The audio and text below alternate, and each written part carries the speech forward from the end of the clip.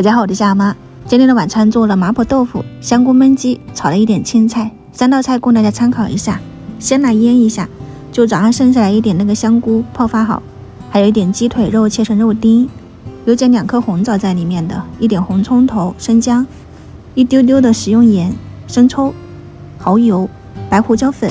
一勺玉米淀粉，再来一点花生油就可以了。如果家里面有一点米酒啊，就给它加进去哈，然后抓捏均匀。我大概是腌了10分钟左右，这样子就搞定了。艺人回来给我递了一把花，祝我节日快乐。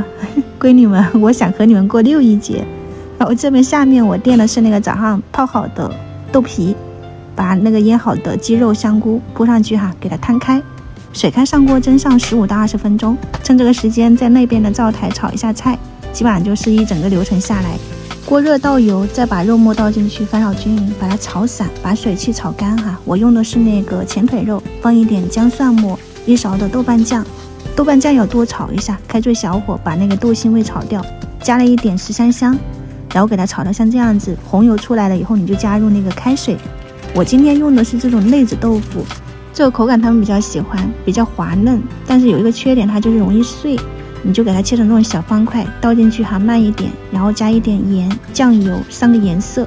其实煮豆腐没有什么技巧，你整个过程中不要经常去翻动它，晃一下锅就可以了。那个汤汁收的差不多了以后，你就调一点这种水淀粉，分个2次倒进去，开大火收汁。这样的话呢，我们今天的家常版本的麻婆豆腐就做好了。做早晚餐系列也有一段时间了，总结一下，我每天都是实时的，我今天吃什么就会马上发出来，所以你们是能够看到热乎的。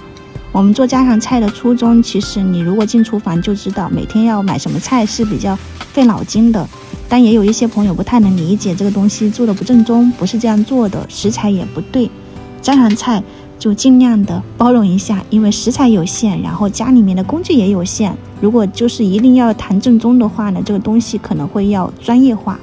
在这里也和大家说一下，就是我的个人做法，不做教程，就是分享一下我整个流程是怎么做好的。然后今天头有点疼，我就不吃晚餐了，给他们的给你们看一下，这个汤汁泡饭真的很香哦，喜欢就去试一下吧。我们明天再见，拜拜。